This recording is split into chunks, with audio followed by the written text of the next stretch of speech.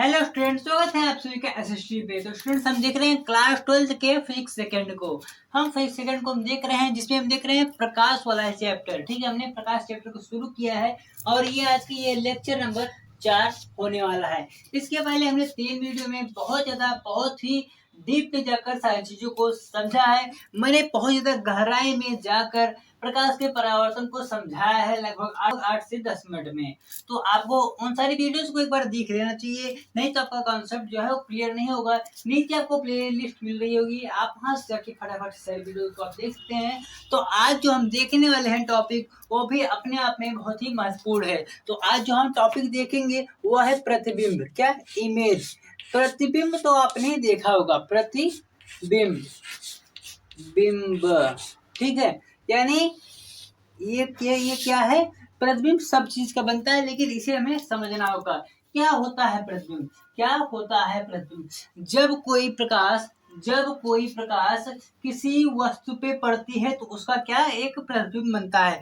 जैसे मैं एक एग्जांपल देता हूँ। जैसे मैं अगर इस डस्टर पे एक ऐसी यहाँ प्रकाश डालूं तो यह क्या होगा, इसका एक प्रतिबिंब यहाँ पर बन रहा होगा। मे बी ये कैमरे में शायद ना दिख रहा हो, लेकिन आप इसे घर पे ट्राई कर सकते हैं कि जब आप किसी बल्ब के सामने से जाते हैं तो आपकी लेफ्ट या राइट साइड एक प्रकार की प्रतिबिंब बनती है। ठीक है, मेरे यहाँ दोनों साइड एक प्रतिबिंब बन रही है। तो आपको ये शायद विजुअल ना हो, लेकिन यह क्या होती है, प्रतिबिंब बनती है। लेकिन अगर आपको इसे लिखना हो तो आप इसे कैसे लिखेंगे? आप लिखेंगे, यदि प्रकाश की किरणें, यानी यदि या जब प्रकाश की किरणें किसी बिंदु वस्तु से चलकर, मैं आपको यहाँ पर लिखता हूँ, यदि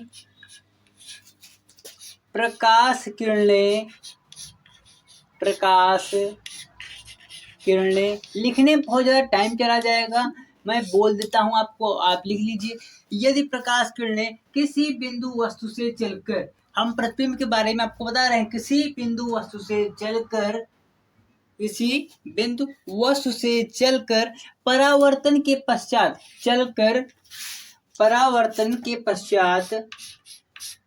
परावर्तन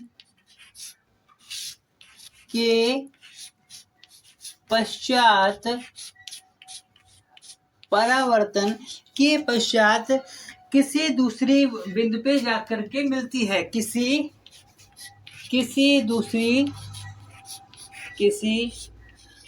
दूसरी बिंदु पे जाकर के मिलती है या मिलती हुई प्रतीत होती है, उसे उस वस्तु का प्रतिबिंब कहते हैं। आपको मैं एक साधारण सा एग्जांपल देके बताता हूँ। आप सभी ने इसे लिख लिया होगा, मैं इसे दोबारा बोलता हूँ कि जब कोई प्रकाश किरणें किसी बिंदु वस्तु से चलकर किसी दूसरे बिंदु वस्तु पे जाकर के मिलती है या मिलती हुई प्रतीत होती है, उसे उस वस्तु का प्रतिबिंब कहते हैं। ठीक है, मान लेते हैं कि हमने एक यहाँ से टॉर्च यहाँ से जलाई, ठीक है, किसी वस्तु पे, और ये मान लीजिए वस्तु नहीं, ये आप हैं। ठीक है, ये आप हैं। अरे यार, तीन पैर नहीं, ना 2 पैर। ठीक है, 3 पैर नहीं, 2 पैर। तो ये आप हैं। तो जब हम यहाँ से इस प्रकार से लाइट मारते हैं तो क्या होता है कि आपकी एक परछाई यहाँ ऐसे बनेगी, आपकी एक परछाई बनने वाली है। ठीक है, आपकी एक यहाँ पर प्रतिबिंब बनेगी। तो हम क्या कहते हैं कि जब कोई प्रकाश किरणें किसी एक बिंदु, पहला बिंदु मतलब मैं जहाँ खड़ा हूँ, ऐसे आ रही है लाइट ना, ऐसे लाइट आ रही है इस प्रकार से। तो जब कोई प्रकाश किरणें किसी एक बिंदु वस्तु से आकर के टकराती है, तो यहाँ से टकराने के बाद क्या होता है, इसका परावर्तन होता है। परावर्तन के जस्ट बाद किसी दूसरी बिंदु पे वो जाके मिलती है या मिलती हुई प्रतीत होती है, उसे उस वस्तु का प्रतिबिंब कहते हैं। आपको इतना क्रिस्टल एकदम क्लियर हो जाना चाहिए। मैंने आपको इसका एग्जाम्पल भी दे दिया और बहुत आसानी से इसका क्या कहते हैं, एक एग्जाम्पल भी दे दिया। अब हम करेंगे, इसके आगे हम समझने वाले हैं गोली दर्पण को। हमारा अगला जो टॉपिक होगा वह होगा गोली दर्पण। गोली दर्पण। दर्पण ये अपने आप में बहुत ज्यादा इम्पोर्टेंट टॉपिक होने वाला है। गोली दर्पण क्या होता है कि किसी किसी किसी कांच के गोले को, मान लेते हैं कोई कांच का गोला है, कोई कांच का पूरा प्रॉपर गोला है, किसी कांच के गोले, खोखले गोले को काटकर अगर उसे आधा कर लिया जाए, ये आपको विजुअल हो रहा है कि नहीं हो रहा है? अरे अब तो हो रहा होगा भाई साहब, अब तो ये आपको दिख रहा है ना। अरे ये चांदा है, चांदा ये जो आपको ज्योमेट्री बॉक्स में मिलता है वही है।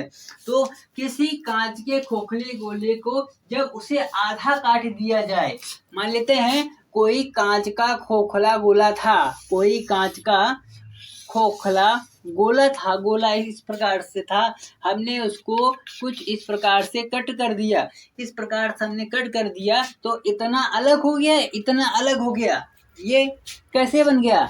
ये एक एक इसका टुकड़ा ऐसे बन गया, एक इसका टुकड़ा ऐसे बन गया, ऐसे ऐसे बना ना, ये ऐसे बन गया। तो हम क्या करते हैं, इसके अगर हम एक भाग को कलई कर दें, जब हम इसके एक भाग को जब हम कलई कर देते हैं तो यह गोली दर्पण कहलाता है।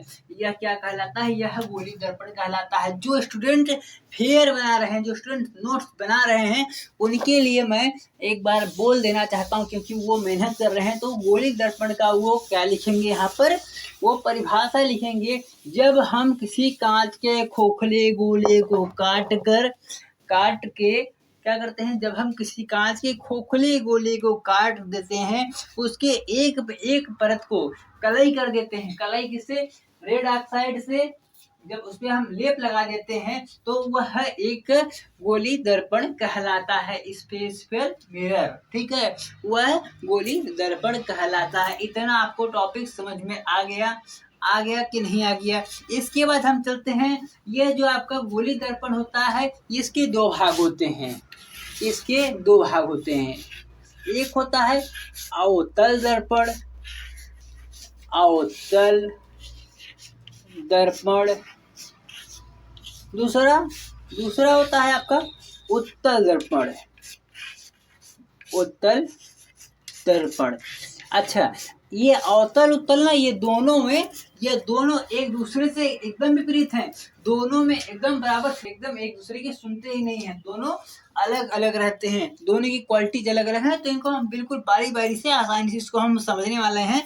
तो क्या होता है कि अवतल दर्पण किसे कहते हैं? वह दर्पण इसमें परावर्तन धसे हुए भाग से हो, कैसे?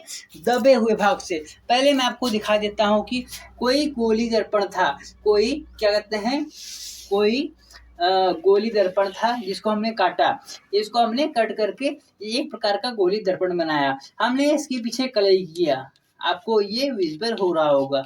हमने इसके एक भाग को कलई किया। हमने क्या किया, एक पूरा क्या कहते हैं, एक दर्पण था, मतलब एक पूरा कांच था, उसको हमने काट के उसके एक भाग, एक उसका जो टुकड़ा था, हमने उसके पीछे कलई कर दिया। कलई करने के बाद अब ये एक प्रकार का गोली दर्पण बन गया, यह गोली दर्पण बन गया। ठीक है, लेकिन इस कंडीशन में क्या हो रहा है, इस कंडीशन में क्या हो रहा है कि जब हम कोई प्रकाश किरण डालेंगे, आप यहाँ पर देखिए, जब इस पे हम ऐसे प्रकाश किरण डाल रहे हैं, मान लेते हैं इस पे इस प्रकार से एक प्रकार की लाइन है, जहां इसका केंद्रक है, मान लेते हैं इसका ये सेंटर पॉइंट है, इसका ये सेंटर पॉइंट है। यहाँ पर कोई वस्तु है, यहाँ पर कोई वस्तु है, वस्तु मान लीजिए आप ही हैं। तो जब हम प्रकाश किरण यहाँ से डालेंगे, इसके ठीक ऊपर, जस्ट इसके हम जब ऊपर से प्रकाश किरण जब यहाँ पर हम डालते हैं, तो क्या होता है, प्रकाश किरण आपको कुछ इस तरह से ये चलती हुई दिखाई दे रही है आगे की तरफ।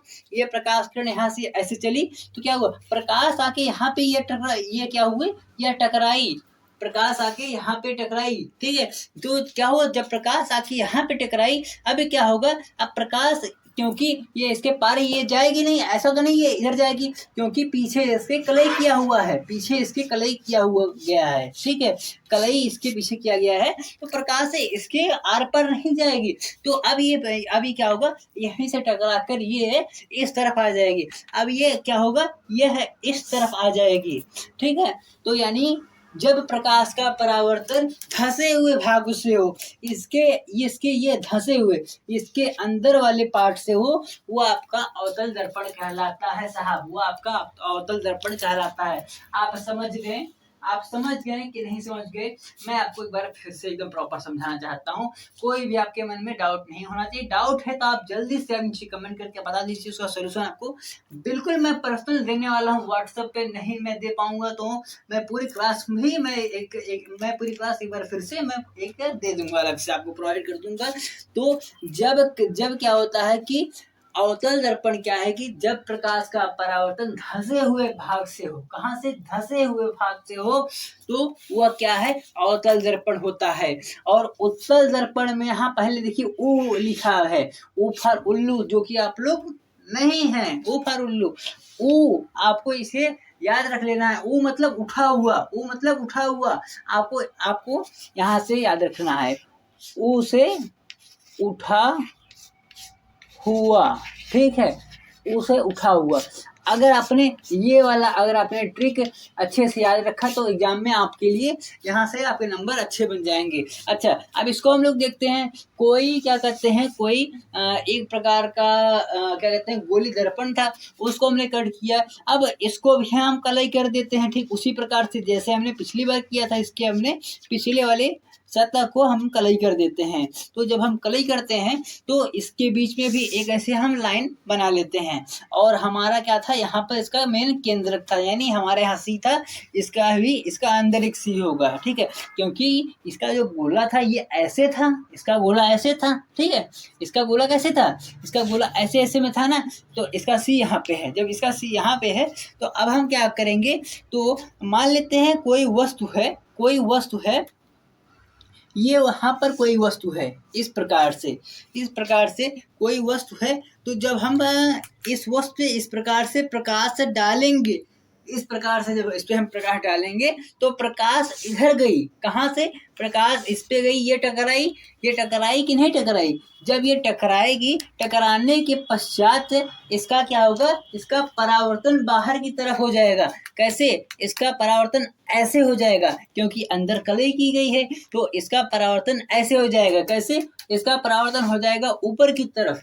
इसका परावर्तन कैसे हो जाएगा? ऊपर की तरफ हो जाएगा ना, ऊपर की तरफ इसका परावर्तन हो जाएगा, ऊपर की तरफ। लेकिन हम क्या करते हैं, अगर इसको हम पीछे से अगर इसको मैच करते हैं तो ये ऐसा लग रहा है कि जैसे यह प्रकाश की किरणें हैं, ये अंदर से जाती हुई प्रतीत होती